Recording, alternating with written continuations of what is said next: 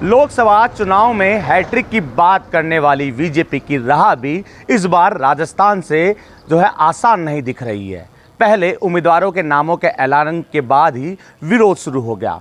मान मनवार का दौर भी चला, कुछ हद तक बीजेपी सफल भी हो पाई, लेकिन अलग अलग सीटों का आंकलन करें तो अभी भी विरोध के स्वर तेज होते हुए दिख रहे हैं। श्रीगंगानगर की सीट से अगर बात करें, बीजेपी ने यहाँ से प्रियंका बेलान को मैदान में उतारा है, तो वहीं कांग्रेस की ओर से कुलदीप इंदौरा मैदान में है।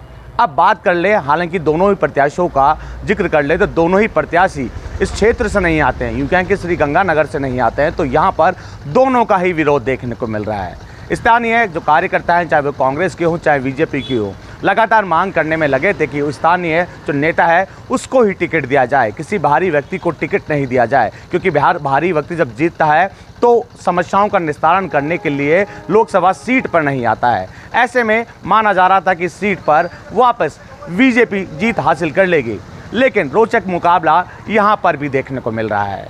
कौन जीतेगा, किसकी हार होगी, क्योंकि दोनों का ही विरोध तो साफ तौर पर देखने को मिल रहा है। जनता भी चाह रही थी वो स्थानीय नेता आए जो जीतने के बाद उनकी समस्याओं का निस्तारण करे, क्योंकि श्रीगंगानगर की अगर बात करें, यहाँ पर पानी की किल्लत साफ तौर पर देखने को मिलती है और स्थानीय लोगों का मुद्दा भी पानी का ही है। ऐसे में लंबे समय से यूँ कहें कि विधानसभा चुनाव हो चाहे लोकसभा चुनाव हो, हर राजनीतिक पार्टियां वादे करके जाती है। जनता का कहना है कि इस बार उनका अलग ही मन है, क्योंकि वादे तो पूरे होते नहीं है, केवल आश्वासन दिया जाता है, लेकिन इस बार जनता ने मन अलग ही बना लिया है।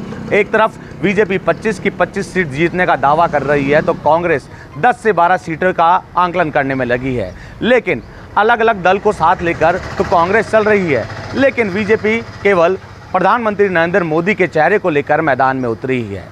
प्रदेश स्तर पर अलग आंकलन किया जा रहा है, शीर्ष नेतृत्व की ओर से अलग आंकलन किया जा रहा है, लेकिन श्रीगंगानगर में प्रियंका बेलान का और यूँ कहें कुलदीप इंदौरा का विरोध साफ तौर पर देखने को मिल रहा है। पार्टी कार्यालयों में भी चर्चा चल रही है, श्रीगंगानगर के पार्टी कार्यालयों में भी चर्चा चल रही है कि आखिर इस सीट पर किसकी दावेदारी होगी, क्योंकि कई निर्दलीय भी मैदान में उतरे हुए हैं, अन्य पार्टियां भी की ओर से भी उम्मीदवार उतारे गए हैं। बहरहाल इस सीट पर विरोध के चलते किसकी जीत होगी, किसकी हार होगी, क्योंकि अलग अलग आंकलन दोनों ही पार्टियां लगाने में लगी है। बहरहाल देखने वाली बात होगी कि कौन इस सीट पर जीतता है, क्योंकि एक तरफ तो कांग्रेस पुरजोर तरीके से मैदान में उतरी है, तो बीजेपी भी अपना दमखम दिखाने में लगी है। प्रधानमंत्री के साथ साथ शीर्ष नेतृत्व के नेता बीजेपी के लगातार जनसभाएं करने में लगे हैं। जनसभाओं के माध्यम से जनता का मन टटोलने की कोशिश की जा रही है, लेकिन जिस तरह विरोध उठा है तो दोनों ही राजनीतिक पार्टियां इस विरोध को थामने की कोशिश करने में लगी है। लगातार पार्टी कार्यालयों के पदाधिकारियों को मनाने की कवायद की जा रही है। अब देखने वाली बात ये होगी कि किस हद तक